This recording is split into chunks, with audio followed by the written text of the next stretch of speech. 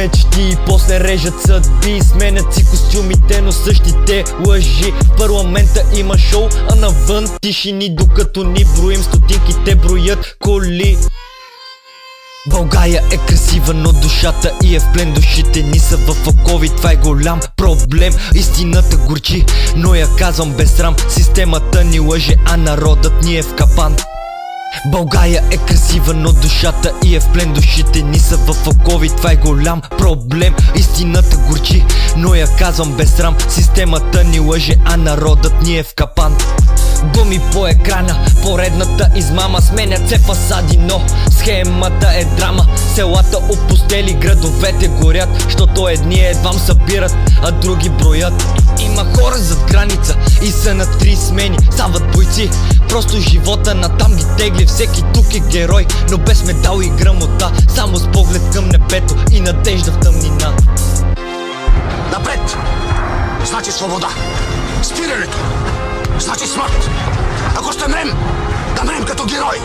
Две смърти няма, без една не може. Ако се оплачете, напред. Ако се колебаете, напред. Ако не знаете какво да правите, напред.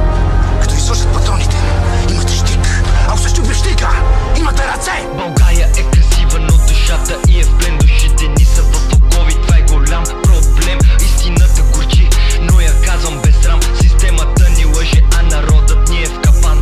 България е красива, но душата и е в плен. Душите ни са в окови, това е голям проблем. Истината горчи, но я казвам без срам. Системата ни лъже, а народът ни е в капан. Не искам лъскав живот, а искам справедливост. Да не гледам как дете, проси и желая милост. Ако паднем ще се вдигнем, ако гориме ще светим. Ние сме народа, време е сами да се усетим. Хората на колене, а властта в лимузина. Крият си парите, сякаш са във витрина. И какво като дават пенсии, не стигат тия монетки. Живеят като царе, а ние сме на таблетки. Няма кой да ни спаси, ако сами се предадем. Тази земя не е просто пръст, тя е кръв, тя е ден. И докато един остане тук с пламък в очите, България ще свети не в книгите, в душите.